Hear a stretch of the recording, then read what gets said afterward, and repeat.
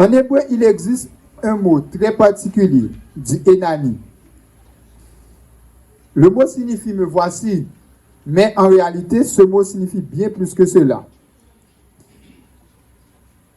Le mot exprime je suis ici, prêt, et j'attends de faire tout ce que tu me demanderas de faire, même si je ne sais pas ce que te demanderas de faire. Vous prenez pas de ça. Il dit, il exprime plus que ça, que me voici, envoie-moi. La préférence le dit que, il a monté poil, il dit, je suis ici, prêt, et j'attends de faire tout ce que tu me demanderas de faire, même si je ne sais pas ce que te demanderas de faire. Cela signifie le mot Enani. Abraham l'a prononcé lorsqu'on lui a demandé de sacrifier Isaac. Donc on histoire très bien.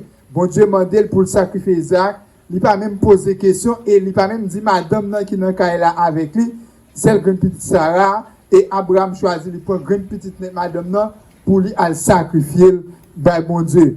Moïse l'a prononcé devant le buisson Adam. Ésaïe l'utilise ainsi. Alors j'entendis la voix du Seigneur qui disait, qui enverrai-je et qui marchera pour nous? Et je répondis, Enani, me voici, envoie-moi. Selon Ésaïe 6, le verset 8. Mais dans la Bible, il y a d'autres personnes qui parlent répondre exactement ce que l'autre répond. Dans Jonas 1:2, l'appel de Dieu était, lève-toi, va à Ninive, la grande ville, et crie contre elle, car sa méchanceté est montée jusqu'à moi. Connaissant l'histoire de Jonas, quelle a été la réponse de Jonas à l'appel direct et à la demande que Dieu lui avait adressée? Jonas n'a pas répondu, frères et sœurs. Donc, on histoire très bien, pas près lui.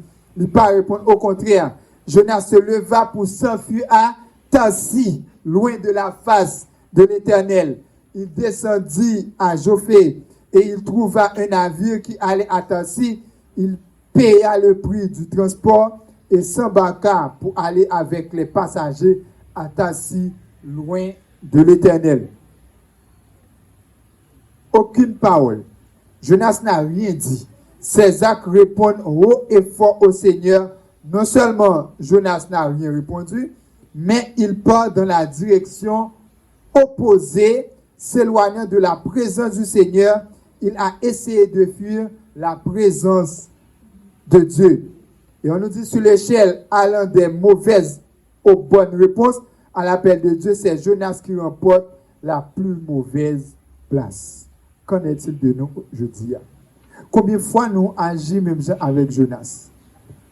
Combien de fois nous tendons voir bon Dieu, mais au lieu de nous faire côté le monde pour nous faire, mais nous faire autrement. C'est ça Jonas te fait. Non seulement Jonas pas répondre, et lui aller de façon opposée à sa bon Dieu mandel pour le faire. Contrairement avec Abraham qui était dans le pays, bon Dieu mandel pour l'avancer, lui avancer, lui arriver côté bon Dieu te mandel là. Bon Dieu mandel on grande petite madame non. Il dit pour sacrifier sans réfléchir.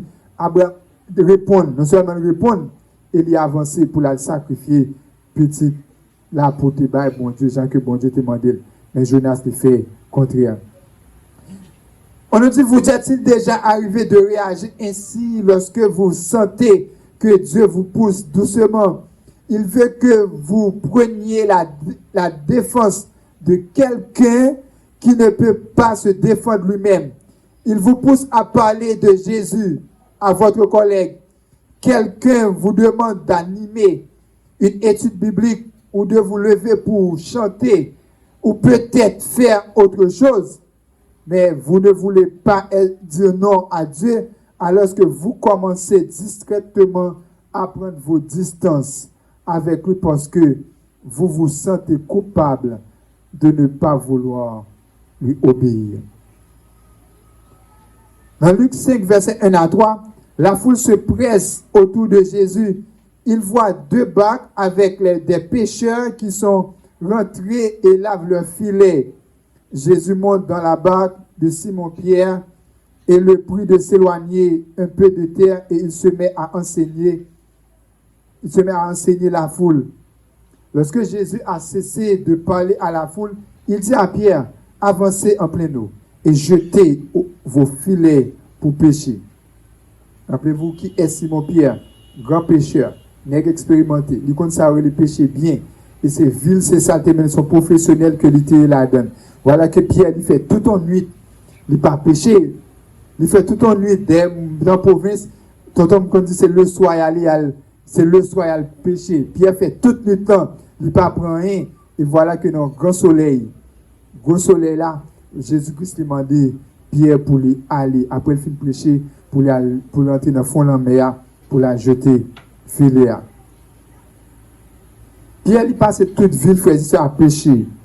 C'est un pécheur expérimenté, il connaît Jésus et l'aime. C'est un ami de Jésus. Mais il fait encore plus confiance à son propre jugement. Il ne peut pas dire, mais c'est Pierre devant là. Quand ça m'a fait, c'est nuit, m'a fait nuit, m'a prêché, m'a pas prendre rien. Dans le moment ça, c'est pas un moment pour aller prendre poisson. Mais par respect pour Jésus, et il connaît qui est Jésus, il pas dit ça. Mais il juste dit, il t'a fait toute nuit, il ne pas prendre rien.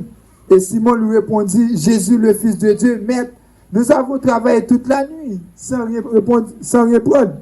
Et à cause de son amitié avec Jésus, il ne veut pas dire non. Jésus, tu ne sais pas de quoi tu parles, c'est moi le pécheur ici. Il dit donc, mon cher maître, nous avons péché toute la nuit, mais sans succès. Il n'est pas dit direct, mais avec l'utilité sagesse pour lui dire qu'il ne va pas prendre.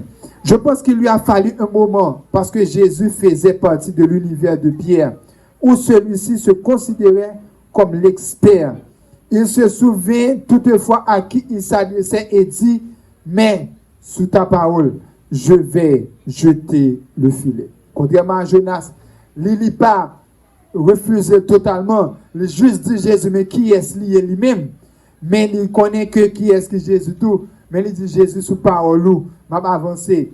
Et grâce à sa relation avec Jésus, grâce à la confiance qu'il lui a accordée, il s'est rapidement remis de sa méfiance et a dit, oh oui, bien sûr, je vais le faire. Le résultat se trouve au verset 6. L'ayant jeté, il prit une grande quantité de poissons et leur filet se rompait. Et en lisant le verset 7 et 8, nous découvrons une image magnifique que Simon-Pierre, émerveillé, tombant aux genoux de Jésus, qui vient de se révéler comme le maître de l'univers, celui qu'il était et qu'il est pour toujours. Pierre a d'abord réagi en se plaignant et en affirmant qu'il en savait plus que Jésus, mais il s'est rapidement ravisé et a accepté de faire ce qu'on lui demandait. Dieu a démontré dans le domaine même de Pierre, celui de la pêche, qu'il est le Dieu en qui on peut avoir confiance et auquel on peut obéir.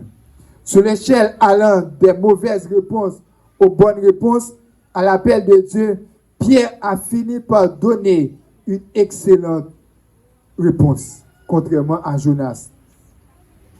Peu importe nos capacités ou notre âge, peu importe notre niveau d'études, peu importe le chaos qui règne autour de nous, engageons-nous à nous donner à lui, à nous mettre à sa disposition dans un abandon total, confiant en ce que l'ange a dit à Marie.